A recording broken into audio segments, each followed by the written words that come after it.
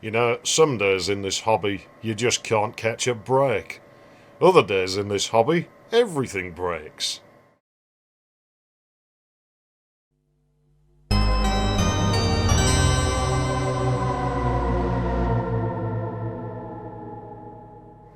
Hello everyone, I'm High Treason, and today we're going to unbust one of my favourite machines. It's a rather rare 386 that I own. You might remember it because we did a video showcasing it a few years ago, so naturally it got pushed down about 6 pages into the search results because it was the only one on YouTube, so go figure. You know, that's how the system treats you when you're doing something interesting and unique. But, microphone voiceover guy here. This is one of the few systems that I would consider redoing the showcase video for, just because it's a little bit old and crap by now and I think we could do better. If you'd like me to do that, let me know and I'll think about it. Yeah, we have seen it before and it's broken, so I want to unbreak it. This video is very late and I'm not going to make excuses. I probably have been prattling about with the second channel a bit more than I needed to. Go check that out if you're interested, I'll leave a link to it. And otherwise, though, the main issue here is the electronics project. That's stalled, and I can't get it to work. I'll still do a video on it because I think it's an interesting circuit, but I've given it as much time as I'm going to, so I'm not going to get it to work. Maybe you can solve it when we get to doing that video. Maybe you're smarter than me. Doesn't seem unlikely, does it? In this video, I just wasn't feeling, so I canned this a couple of times, and then I've just spontaneously come out with a version that I quite like working on. So if you're seeing this, that obviously continued, because I'm not contractually obligated to do anything. I don't get paid for this, and I just do it for fun. So if I'm not having fun, there's no point. In any case, I'm not going to sit here and waste your time, and so we'll get on with repairing this machine and we'll have a look at what hardware's in there because it's changed a little bit, but it's going to be a bit more in brief than like a full system overview. A lot of it's going to be taken up with the capture card, to be honest. So we'll get down to business and get that done. You know, I own a few computers, and to be honest, I don't really care about some of them very much, if at all. If that stink pad got run over, I wouldn't really lose any sleep over it. And if the roof caved in and that i5 got doused in rainwater, I wouldn't be all that upset. If this 486 decided to fry itself at the next power on, I really wouldn't care. I wouldn't care because these things would be outside of my control, and frankly, these machines aren't all that interesting. This doesn't mean they're bad, it just means there's nothing that stands out about them except maybe that chassis, and perhaps I should put something more fun in there one day. In case you're wondering, the next gen lived in here for a far portion of the time I had it, but that thing's long dead. IPC failure, so yeah, I don't know. We'll find something fun to put in there eventually, I'm sure. However, this 386, by contrast, is in my top 3 machines. Unfortunately, it's also broken. The good news is it's not totally dead and it will power on. It even displays a purse screen, but on that it will display random error messages. So for that, we've got 3 likely culprits. One might be that the batteries are flat. They're not that old, but maybe they've dropped far enough to make things act weird. Possibly they're not flat enough to be flagged as such by the logic, but are enough that the CMOS RAM storing the configuration is becoming incoherent. Another potential cause may be the chip containing the CMOS RAM and RTC, as I've had quite a few IPC chips fail on me now, even when not in use. I've lost a few good motherboards to that. In fact, you might recall it's a problem on the big 80s 386, which has troubles with DMA and IRQ, which, to the uninitiated, is a result of the same IPC chip, as it also contains the two 8237s and 8259s. Lastly, the NIC could be to blame. It's a 3-com card, 509, and you may remember something strange happened to me last year, in which nearly all of these got zapped by whatever the hell it was. I still don't know. I'm still going with crackhead neighbours trying to talk to the aliens using microwaves or some shit. Of course, the computer is about 33 years old, so it could simply be going senile because none of this stuff's really meant to last this long, and as time goes by, yeah, strange things are starting to happen every once in a while with all this old junk. I suppose it's somewhat interesting in a way. I mean, we're basically pioneers, right? This stuff was all new technology, so nobody really knows what happens to it as the decades go by. We can predict it somewhat, and obviously cosmic radiation will kill all of it eventually, no matter what you do, but we get to actually see what happens as time goes by. I don't imagine it's going to be all that fun, and it's only going to get worse. Well, it's a bit like the real world, I suppose. With the machine undressed, the batteries are giving me a bit of a strange voltage reading. This system uses 2 coin cells in series because it uses 6 volts for the RTC. Generally, you should check the datasheet for whatever chip your computer uses if you're unsure of this sort of thing, as they are different. They're not all the same. Technically, it is actually lower because there should be series diodes in the circuit as per the datasheet, and I have confirmed that these do exist on my motherboard, so a 6-volt battery is correct here. Of course, as there's usually an extant battery anywhere when you get a machine, you could just go by the voltage that's on that, although it's not always correct. It doesn't really matter for us here because the batteries are reading below 2 volts, which is unusually low. I mean, sure, just like real coins, their value gets worse the longer you have them sat around, but that seems extreme to the point I'm suspicious of bad connections, like an electrical fault. It looks that way initially because one coin is giving me upwards of 2 volts, but the other, yeah, that reads negative voltages. So what's happened is this cell has died much faster than the other, even though they came from the same pack, and it's gotten reverse charged. I'm surprised the RTC passes enough current for this to happen in such a short space of time and to such an extent. So, yeah, maybe that is going dodgy and passing too much current. It wouldn't surprise me. In any case, I don't stock coin cells, so I'm going to use AAA batteries because they're quite cheap, and I've got both them and the relevant holder type in stock. They're alkaline batteries, so their voltage will ride a little bit high for a time, but with the diode drops the chip should see something well within the 5.2 volt tolerances, and it's safe. Again, really check the circuit that you're plugging these things into if you're going to do this. Speaking of safety, thankfully my audience doesn't seem to be stupid, so I probably don't actually have to remind you that you maybe should unplug the mains cord. Or else be careful not to perk the terminals on the power switch there if you're leaving it plugged in. That is, unless you want to die it with the coroner. It may be quite exciting very briefly, but people in the past have told me that the battery type I've chosen is completely inappropriate, but I disagree with that. Their arguments are that it's wasteful because the internal discharge rate of the batteries will be faster than the load discharge. But then surely this isn't wasteful because even in storage the batteries could last no longer than they will in this application. This application will see the maximum possible lifespan for these batteries, barring a few edge cases. People also told me quite a long time ago that because the batteries can deliver far more current than a coin cell, they're a risk in case of something going short in the system. Well, if something's gone short in the RTC circuit, I think it was probably fucked to begin with, and the battery's blowing it open are the least of your worries. If that chip goes short, how are you going to fix it? You'd just have to replace it anyway. I mean, sure, we could lose a trace in an extreme circumstance, but I'd wager the bond wires in the chip are thinner and will blur fast, and anyway, we generally have data sheets to look at, so the supporting circuit could be rebuilt if a new chip were installed. Whatever the case, AAAs are far cheaper than coin cells, which are a downright scam. I'm not paying more to get less. Get bent, we're using treble A's. I'd have used double A's if I had those in stock, but the only pack I've got is going to my synthesizer, so that's more important.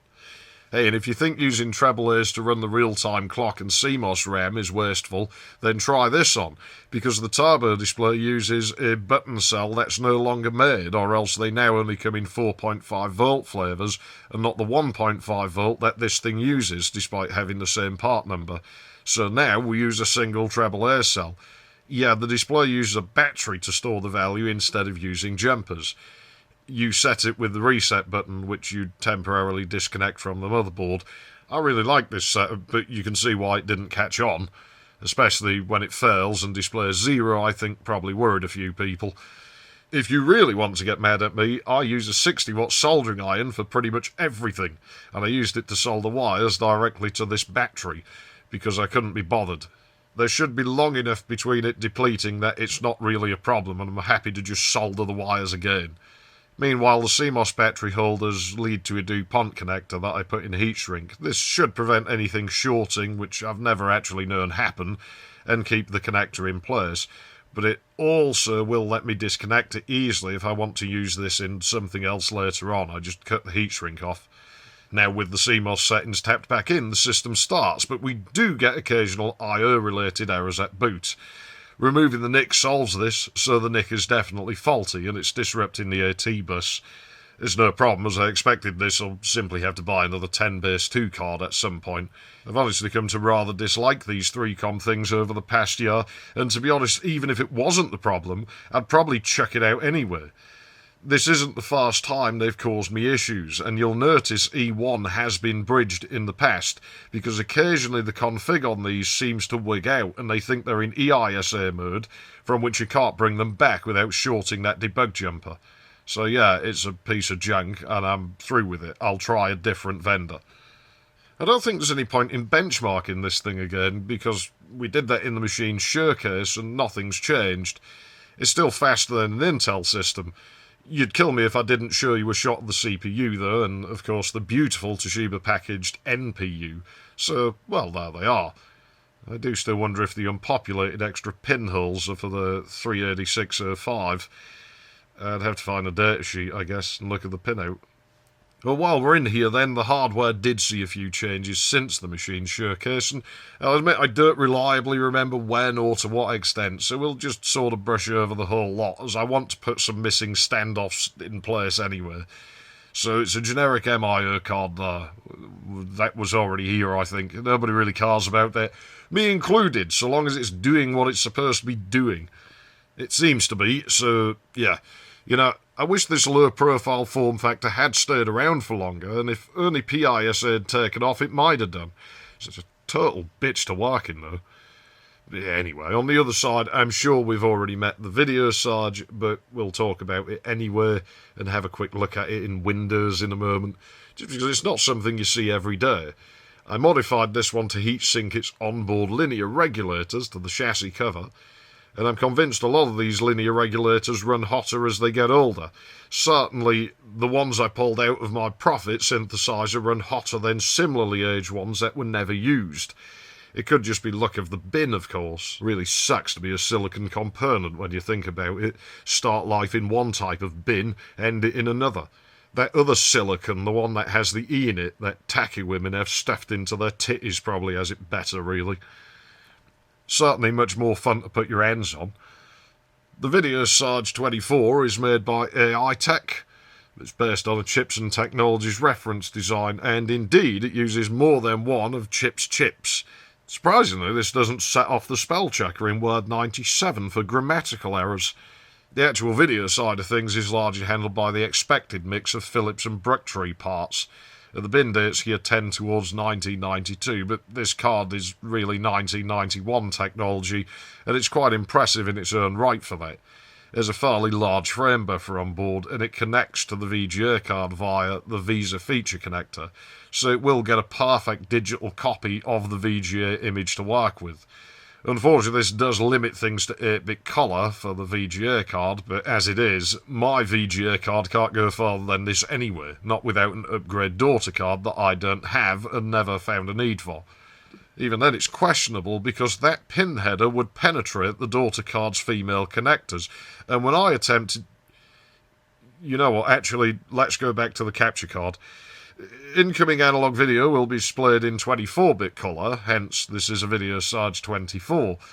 And as was common for capture cards, you can also display pictures on it from the computer, as in load a bitmap into the card's frame buffer and display it on the screen.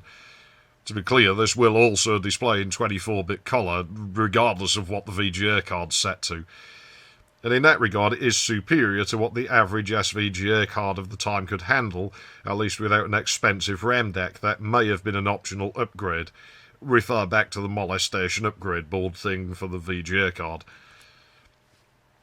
You'll notice quickly there's no deinterlace on this capture card, so it might have done better on an interlaced monitor, which it does support doing, assuming you had a 60 Hz input. I'm not sure what it would do if you were on 50 Hz. Still, the quality is surprisingly sharp given its age, and to be honest, I've seen modern composite capture that isn't this good. And mine is the cheaper composite-only version, which it has 2 inputs available. I'm quite sure I could add the S-video if I wanted to, and the Shield even has a hole for it, but whatever, I'm not that bothered. The closest thing you have to deinterlacing is doubling a single field, which obviously loses your vertical resolution. It's going to cut it in half, but if it bothers you that much, that's your only option here. It can't do real-time deinterlace like the Celebrity. Not many of them could, at least certainly not yet. Now, the software only lets you capture stills, but I suppose you could try to capture video in another application. However, unlike the Celebrity and a number of other cards, there's no codec chip on board, so you'd be quite limited by the ISA bus, as you could only capture uncompressed video, and, well, you've only got about 8 megabytes per second to play with for the whole system. This is an ISA-only machine, so everything on the bus is really sharing that, and yeah, you're not going to see the full speed. I do like this card a lot, and it's certainly not as capable as the later cards, but it's fun with a different breakout cable. It even has a feature that's always been too rare in the form of video pass-through. Also has audio pass-through, which you can mute and adjust the volume of, but it's very basic. There's no connection internally for a sound card, and as far as I know, nowhere to grab that with software. You can just manipulate the attenuation of the signal going back out of the back of the card, and that's it. It's not that this card was really meant to be used in any way counter to this, so we'll give it a pass. This thing really was meant for viewing an analog video source and maybe grabbing an occasional still, in which case extended features for audio grabbing and things like that would be completely pointless. It really is more of a monitor type thing. You can monitor an analog video source. And no matter what, I don't know that I could bring myself to be mad at it anyway, because the packaging it came in is really cool. It's like a giant VHS case or something. It's like one of those dodgy ones that you keep your porn in. At least 80s bodybuilder chicks usually have a bush. The VGA card was already here the last time we saw this thing, wasn't it? It's the Ada Ava 2000. It's still here, it's doing what it does. It's been an ET4000AX based card. It's got half a meg of RAM, I think. You know, I don't actually remember and I can't be bothered to work it out, but I've not run into a situation where I need more, so I don't really care, because it's working. I always found it a bit of a shame that CGA composite doesn't work on the analog video output. I mean, it will display, technically, but not properly. It figures as there's no real similarity between the two systems. VGA and CGA really are quite different, but that's the short version.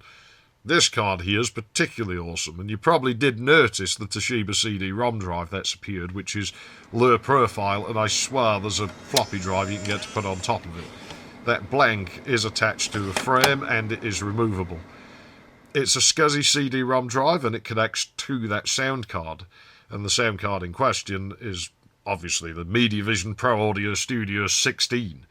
To all intents and purposes, it's much the same as the regular Pro Audio Spectrum 16. It's even based on the same MVD 101 chip, but it lacks the internal speaker output, instead offering an unamplified rear output.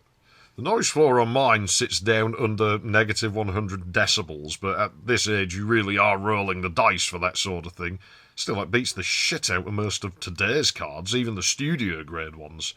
Once more, leaving me to lament that MediaVision isn't around anymore. That's USA quality right there. It's telling that modern software like Audacity doesn't even measure things this low out of the box, and the line input of my new PC has too high of a noise floor for me to really be able to demonstrate anything here. Even with nothing plugged in, that thing will still sit at like negative 40 decibels. Yeah, that's China quality right there. Although the Stack 97, all onboard sound cards derived from, wasn't Intel and Sigmatel thing, so I don't know, maybe not. Should we do a video about that someday? I mean, they have sort of been scamming you for years. The Pro Audio Studio 16 retains the YMF262 ERPL3 FM synthesizer chip, and it also retains the MediaVision Thunder chip that enables Sound Blast compatibility. Obviously, this was never infallible, but then it wasn't on Creative's own 16-bit cards either, and this thing usually sounds better when it works. I've said before that the short version really is, if you want compatibility, then, well, Creative Labs obviously are going to be more compatible with Creative Labs. If you want quality, then MediaVision every single time. And I think that just about does it for this thing. The motherboard was removed briefly, so there it is in full. The missing standoffs were installed, and the machine was reassembled. It'll get a new nick when I can be bothered, but I usually use Laplink anyway because LANs are slow, so, well, this could take years. I suppose with all that said and done, there's really nothing left to do now but pass you back to that asshole in front of the camera. You know I'm smarter than he is, right? And I'm better looking. And, my feet are bigger, and they're proportional. And also, my eyes are a nicer colour, and I think... You know, he really is a bit of a divvy, that microphone guy, isn't he? I mean, let's be honest. I definitely look better than he does. I'm definitely better looking than him. I'm probably cleverer as well. I don't know about that, actually. I mean, he's the one who knows all the big words and stuff, isn't he? But there we go. That's the 386 repaired, and I'm pleased, because it's one of my favourite machines. Never really had any other problems with it. I think it failed the RAM once, and it has quarks, but they're small. It's things like you really have to load the TSRs in a specific order, or it does strange things. Just stuff like that. The Ethernet card, I'll replace it eventually, but I don't really use LAN very much. It just...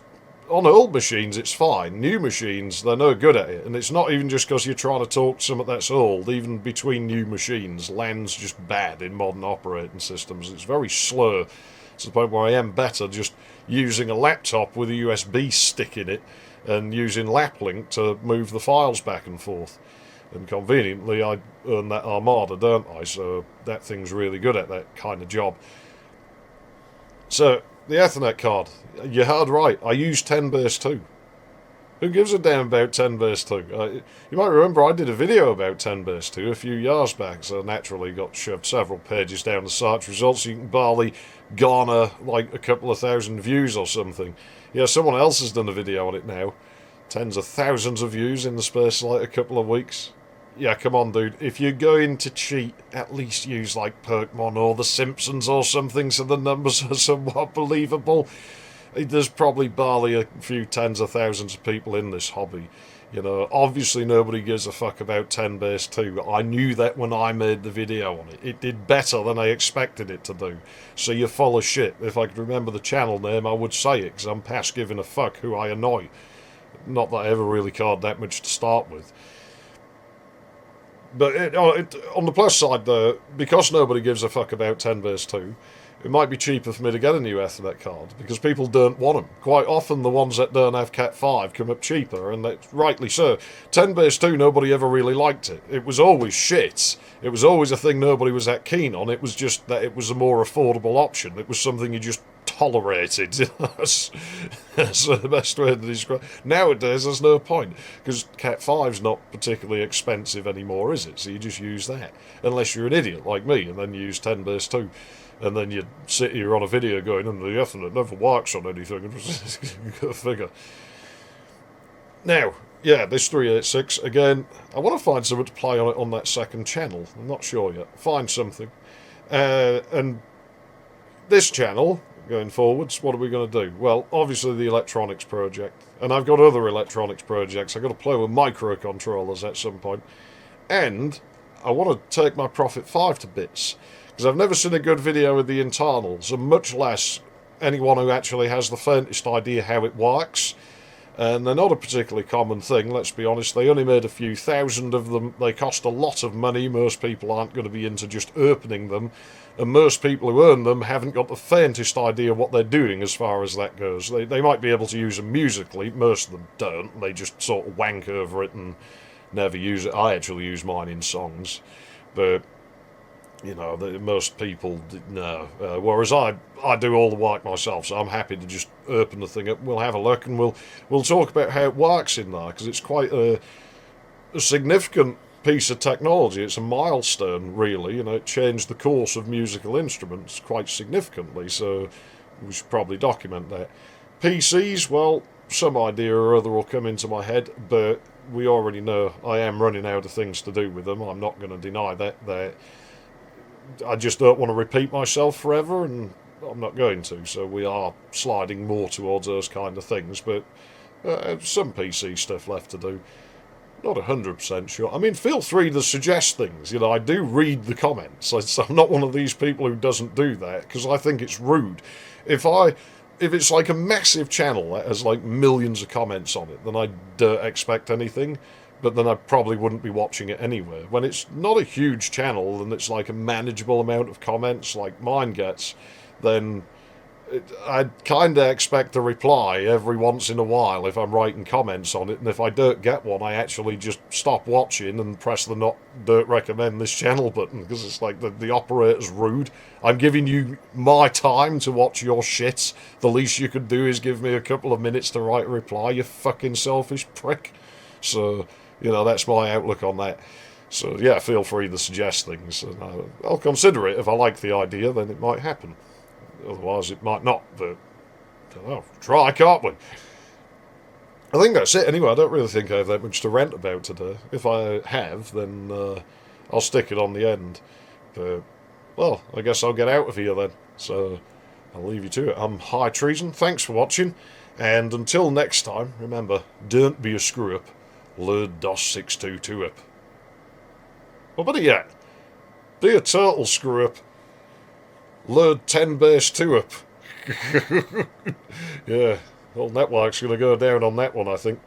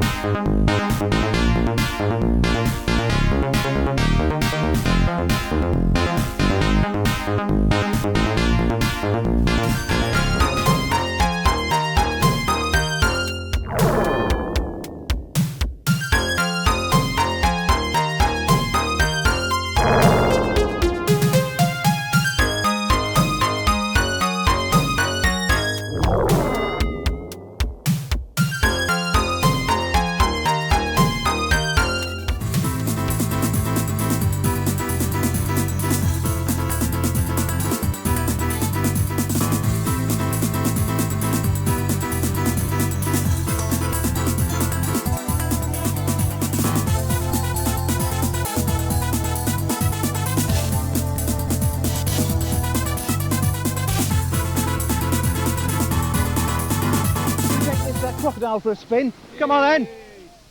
I hope he doesn't bite. Thanks to Crocodile Ideal, and I'm sure those children did have permission to go out of school early. Now, more news from your part.